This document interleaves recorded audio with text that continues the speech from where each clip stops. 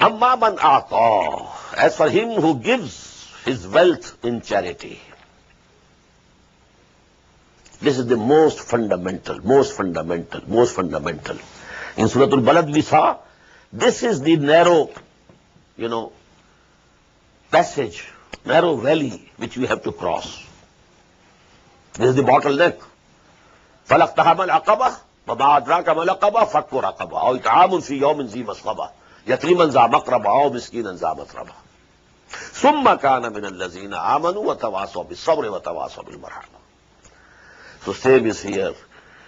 If you have this quality that you can spend your money, your wealth, for the poor, the needy, the destitute, the hungry, for relieving pain of somebody, number one.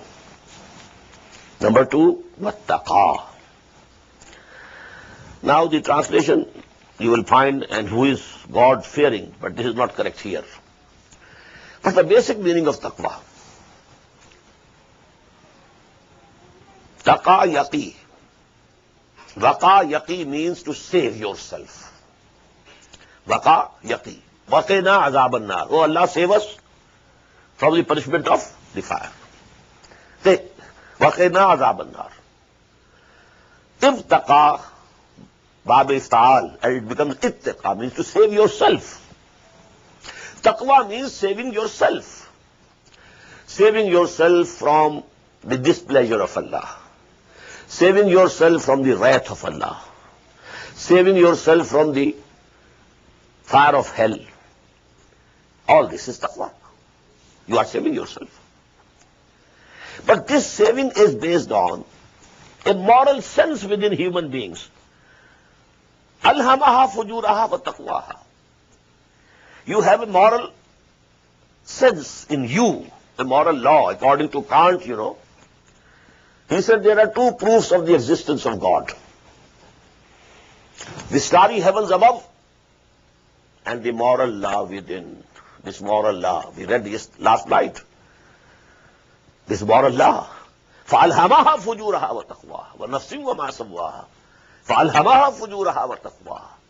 This knowledge and this distinguishing, this faculty, this ability to distinguish this is good, this is bad, Allah subhanahu wa ta'ala has endued each human soul. So if this moral sense is active and this moral sense is active and alive, so he himself shuns away from evil, tries to do whatever he can do good. This is the basic meaning. فَأَمَّا مَنْ أَعْطَى, number one, وَاتَّقَى. Number three, وَصَدَّقَ بِالْحُسْنَى. This is on top. And then he truthfully testifies to whatever is good. This is the third faculty. You should be ready to accept anything. When somebody presents you something and you think it's good, accept it. Somebody says, brother, you are wrong here. What you are doing or what you believe is wrong. Now you argue with him. And during this argument, you come to feel what he is saying is correct. Now jump at it, accept it. Now if you feel, then I will be defeated, so I'm not going to give in. This ta'assub, zid, this closes the door of goodness for you. But if all these three basic qualities are there, you are saved from the love of wealth, so that ihta, you are giving, you are spending your wealth for the benefit of fellow human beings. Wattaqa, and there you have an active moral sense within you. That moral law within, according to the words of Kant, is active. And number three, you have the habit to accept from whomsoever it is coming. even if it is coming from your enemy. But if your enemy is saying something correct, you accept it. Okay, brother, here you are correct. I accept. Let us proceed further. This point you have made. If all these three faculties are joined in a human personality, he becomes Siddiq. Note it. We have read in Surah Al-Nisa, وَمَن يُطِعِ اللَّهَ وَالرَّسُولَ فَأُولَٰئِكَ مَعَ الَّذِينَ أَنْعَمَ اللَّهُ عَلَيْهِم مِّنَ النَّبِيِّينَ وَالصِّدِّيقِينَ وَالشُّهَدَاءِ وَالصَّالِحِينَ. 4 levels of people who are mun'am alayhim, who are blessed by Allah subhanahu wa ta'ala. Topmost, Anbiya. Number 2, Siddiqeen. Number 3, Shuhada. Number 4, the righteous, common righteous believers. They don't have any special achievement, but they are righteous, God-fearing, doing good deeds, but no extra achievement. But if somebody rises, there is a level of Shuhada. Higher up is Siddiqeen. And next to Siddiqeen is Nabuwah. This last one is closed. Even before, it was God-given. It couldn't be attained by your effort. It was Wahabi, not Kasbi. But the remaining 2 are there open to you.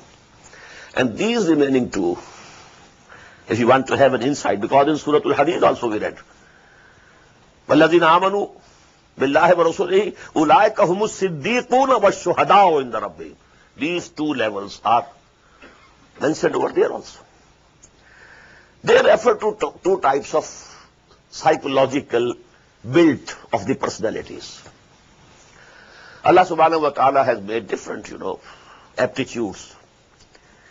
Some people, in the modern psychology, which they call them, the introverts, always thoughtful, thinking. Then they have good sentiments. They would like to be alone, not in the company. Alone to themselves. They are not very active. They are not visible, running and going there or going here. Not very talkative. Introverts. Inside them. And Iqbal says, apne man mein doob kar pa ja surag zindagi. They are diving deep into their own selves. And the other is the extroverts. Their attention is toward the outside world. Enjoying, seeing, going here, going there, talking. In the company, they are very, very comfortable in the company. But when they are alone, they feel uncomfortable. But they are active because they are extroverts. So the first category, from this come up the Siddiqeen. Abu Bakr was the Siddiq Akbar. Usman Ghani was the second Siddiq. This is a category. But the second category, who fail at the third level, Saddaqa bil Husna. This third quality is not very deep in them. So they take time. They take their time to understand. Umar took 6 years to understand what Muhammad is saying. Hamza took 6 years. But they were active. They were wrestlers. They were fighters. When they entered the fold of Islam, Islam got strengthened. So these are Shuhada. More active, visible, more effective. But closer to the Anbiya are the Siddiqeen. That is why Imam Razi has said that this surah is the surah of Abu Bakr. And the next surah al-Duha and Inshira, they are the surahs of Muhammad sallallahu alaihi wasallam. Surah al-Layl, surah Abu Bakr. Surah al-Duha, surah Muhammad sallallahu alaihi wasallam.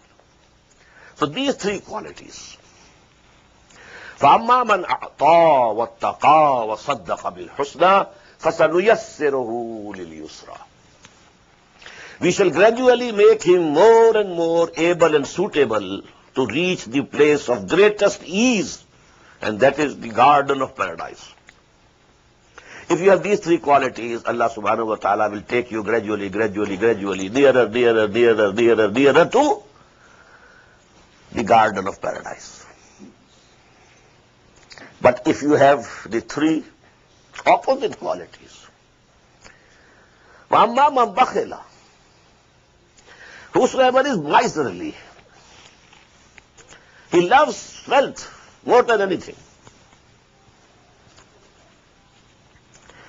Wastaghna, and he pays no care. La ubali, fala ubali. I don't care. They don't feel for others. They have taunted on somebody, and you don't think that I have hurt his feelings. No. What to me? I don't care. All these type of people. The reverse of at-taqa. The moral law is very weak within themselves. And number three, top of that, وَكَذَّبَ بِالْحُسْنَى. When something good, some truth is presented before them, they belie it. Although their heart has accepted it is correct. وَاسْتَيْقَنَتْهَا أَنفُسُهُمْ.